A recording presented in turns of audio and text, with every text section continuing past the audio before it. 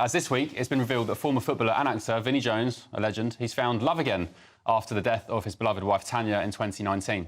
Yes, friends of football's former hard man have reportedly said that his new partner, who is also his PA, has brought the light back into his eyes after the pair's working relationship developed into love. Oh, and Vinnie, who's released a book about his grief in 2020, he's previously admitted fears of never finding happiness again, and he's spoken about how his new love, Emma, has, quote, calmed him down after years of hard drinking and depression left him rotting inside. Gosh, well, according to reports, whilst the actor will never get over the death of his wife of 25 years, he did say that his new partner and happiness shows that a flower can grow and bloom from the darkest of times. Oh, I love that. So how can we find light at the end of the tunnel? Here to talk about this now is dating coach Johnny Cassell. Good morning to you, Johnny. Good morning. So, can you find love again after a bereavement?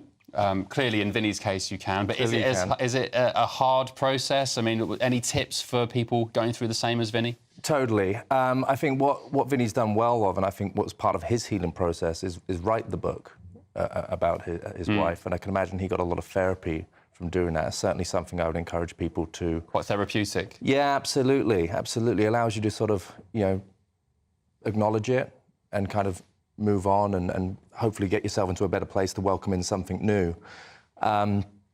Look, it's one of those things where you have to repair the relationship with yourself first. And it's so subjective of how long that time it is for everyone. Use the support of your friends. You remind yourself your friends are there for you. There's professional help out there. There's incredible resources through books.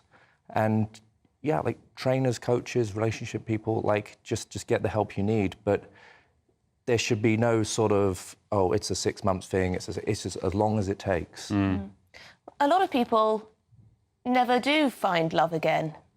Lots of people stay on their own if their partner has died. I mean, in what time... Lots of people will make judgments if someone's partner has passed away and then they're immediately back on the dating scene, for example. Is there an acceptable amount of time? Or is this just an individual thing?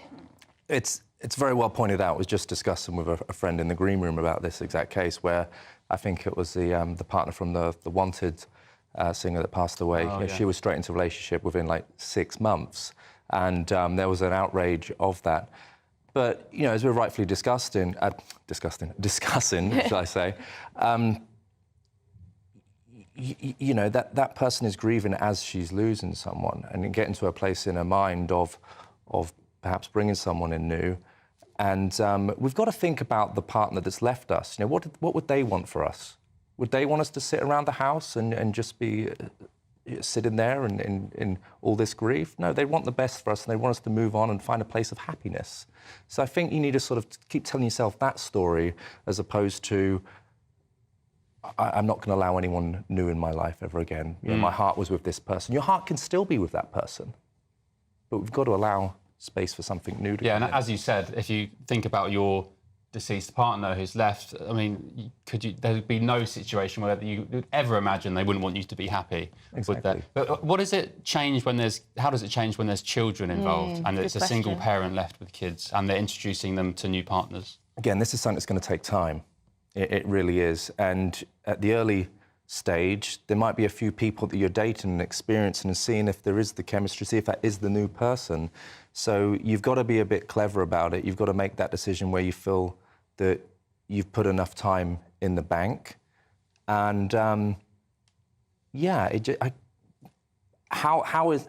is no right way to do that. It just needs to be in good time when you feel like this is someone that is invested in me in a good way. Do you think it's a good thing to be open, though, if you are moving on and you are dating, to be open with your children, whatever age they are, or should you only introduce a new partner to your children once, I don't know, you've been together for 6 months, a year, or...? Yeah, I'm dealing with... Difficult question, I know. It's very fresh on my mind because I'm dealing with a situation with a client at the moment. She's got children. The guy she's dating's got children. And the caveat is in the custody clause, he can only introduce a new partner after 12 months. Oh, really? So I will advise Interesting. I will advise anyone that it comes to drawing out those agreements not to have that in place, because that can really mess up the natural progression of that new relationship, because you're going to have to wait for 12 months for it to move into the next chapter. So that's something I didn't even think about until it was brought up. Well, God forbid it ever happens to me, but I'd probably want to make sure that the new partner was, as dead set as possible, because the last thing I'd want is to introduce my children to partner after partner and after partner, because especially for young children, I can imagine that's probably so confusing. I think what you need to put in there is a few commitment tests. This partner needs to show to you that they're going to introduce you to the friends. You're integrated with the friendship group. A trip away. Conflict. Conflict is something that we need to be able to manage at a mature level. So it's not to shy away from this, but if someone is showing you these levels of commitment and maturity, then you need to get your first fight out of the way. Exactly. Yes, Yeah. I think that's very good. That's very good, isn't it? The fake, you the need fake to learn breakup. how you deal and communicate with that, because it's not always going to be, No. dates to nice restaurants I did and just walks on the park. I just mimicked punching them, but of course... Yeah, not that sort of fight. Of course, not that kind of fight. Thank you very much, Johnny Cassell, dating coach. Great to speak to you about all that. Really interesting. It gets me very emotional talking about that kind of thing. It's something you don't want to think about, is it? Exactly. You put yourself in I'm thinking in my head, well, what would I do if that happened? And then, it just raises lots of... Doesn't bear thinking about, but it is something that people do have to think about, of course. But thanks, Johnny. We've got lots more coming up on the show today, including the...